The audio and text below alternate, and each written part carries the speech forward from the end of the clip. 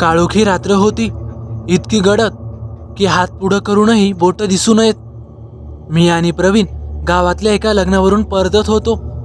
गावात शेवटची बस निघून गेली होती आणि आम्ही पायवाटेने परतीचा रस्ता धरला. प्रवीणने सांगितल्याप्रमाणे हा रस्ता त्याला माहीत होता. मध्ये एक मोठं पिंपळाचं झाड येतं आणि त्यापुढे थोडं चाललं की लगेच आपलं गाव. पायवाट होती, पण वाट भयानक होती.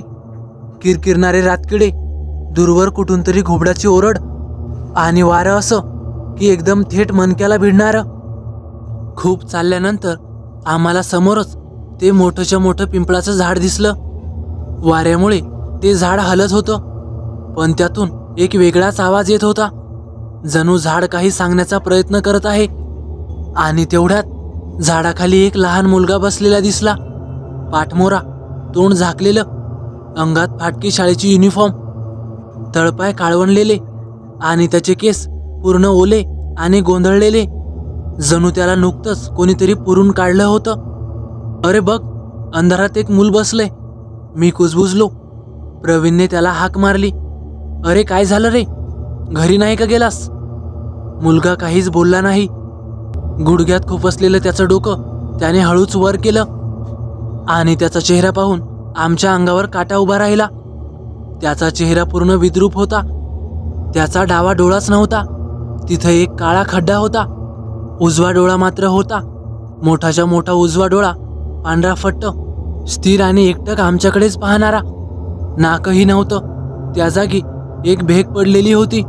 तोंडातले दात सुन्न होते, पण काहीतरी काळसर द्रव तोंडातून गळत होतं. सगळ्यात भयानक म्हणजे तो हसत होता, पण ते हसू मानवी नव्हतं. मी वाट बघतोय, खूप दिवस झाले, माझ्यासोबत खेळशील का? त्याचा आवाज खूपच धीमा पण थेट कानात घुसणारा होता, जणू डोक्यात कोणीतरी थेट बोलतंय. आम्ही प्रचंड घाबरलो आणि तिथून थेट गावाच्या दिशेने पळायला लागलो. पुढे धावत गेलो. 5 मिनिटं, 10 मिनिटं आणि समोर परत तेच झाड आणि तोच मुलगा. पण आता तो झाडावर बसलेला होता, फक्त तो उलटा लटकलेला होता.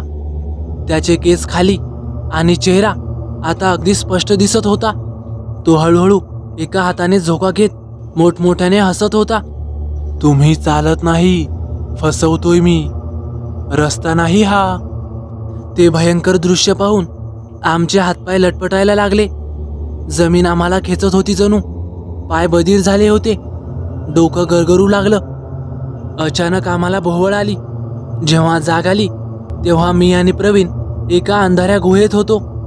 आत धुरकट प्रकाश, कोळ्यांची जाळी आणि आजूबाजूला कुजलेला वास. त्याच गुहेत एक जुना पुजारी बसलेला होता. त्याने आम्हाला पाणी दिलं, काही मंत्र म्हणला आणि आम्हाला भानावर आणलं. त्याने शांतपणे विचारलं, तुम्हाला त्या पिंपळाखालचं मूल दिसलं का? आम्ही दोघे गप्प. त्याने सांगितलं, तो एक शापित जीव आहे. लहानपणी गावातल्या लोकांनी त्याला चुकून अंधश्रद्धेच्या आहारी जाऊन झाडाखाली बांधून ठार केलं होतं. त्याचा आत्मा अजूनही त्या जागी अडकलेला आहे. कोणी रस्त्याने रात्री जात असलं की त्यांना तो खेळायला बोलवतो, पण कोणी थांबलं तर ते रस्ता विसरतात, वेळ विसरतात आणि हळूहळू स्वतःलाच विसरतात. असे कित्येक लोक गावातून गायब झालेत, पण अजूनही त्यांचा कोणी पत्ता लावू शकलं नाही. आज अमावस्या आहे, त्यामुळेच ते तुम्हाला दिसलं असणार. पण तुमचं नशीब बलवत्तर, मी मंदिरातून पूजा करून परतत होतो. तुम्ही दोघं मला दिसलात आणि माझ्या लगेच तो प्रकार लक्षात आला.